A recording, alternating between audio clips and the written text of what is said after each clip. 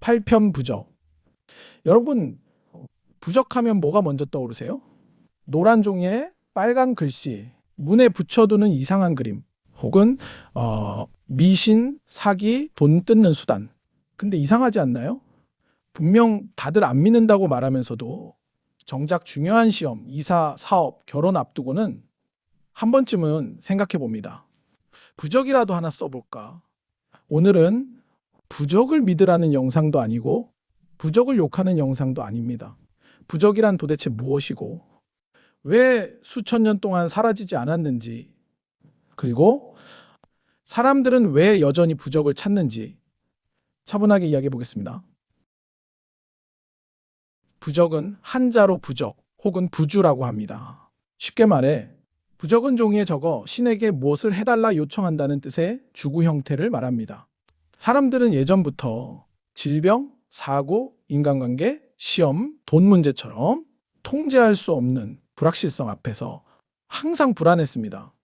부적은 그 불안을 아무것도 하지 않는 상태로 두지 않고 내가 뭔가 하고 있다는 감각을 주는 도구였습니다.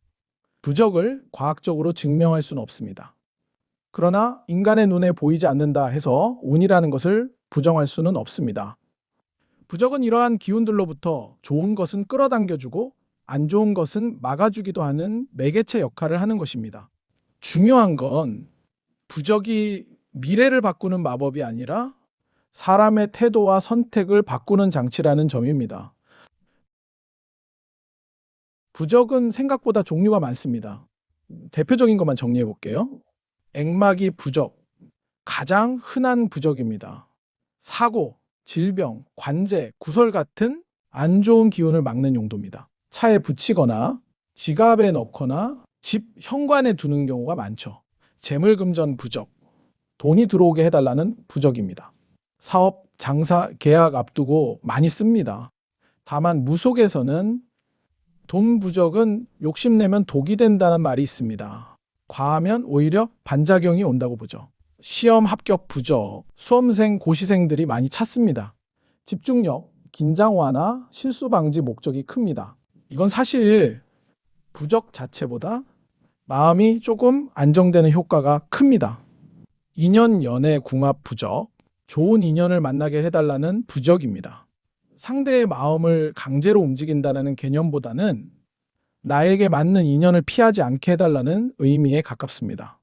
건강치병 부적, 병을 낫게 해달라는 부적도 있습니다.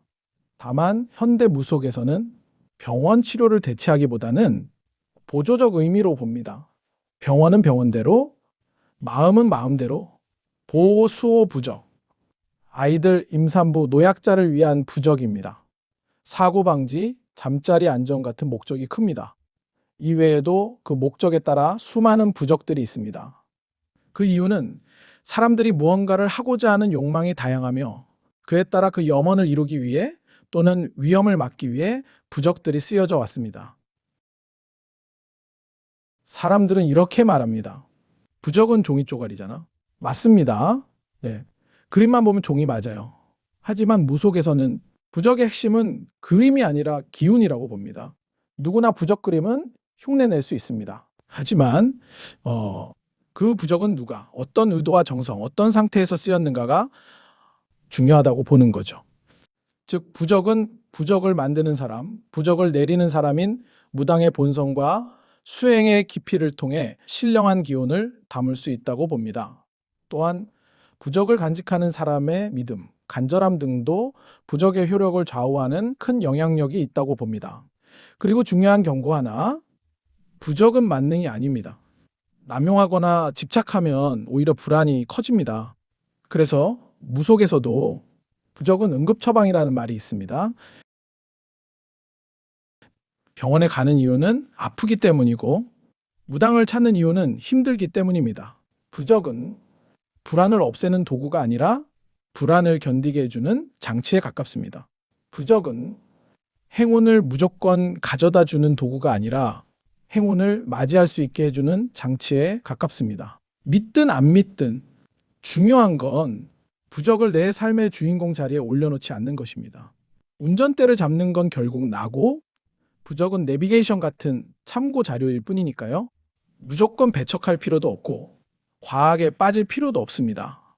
조금 떨어져서 합리적으로 내 삶에 도움이 되는 만큼만 부적을 이용해 보는 것은 어떨까요? 이 영상이 흥미로우셨다면 좋아요, 댓글, 구독과 알림 설정까지 한 번씩만 눌러주시면 다음 영상 만드는데 큰 힘이 됩니다. 다음 영상에서는 9편 굿굿 종합예술로서의 9세대 이야기해 보겠습니다. 시청해 주셔서 감사합니다.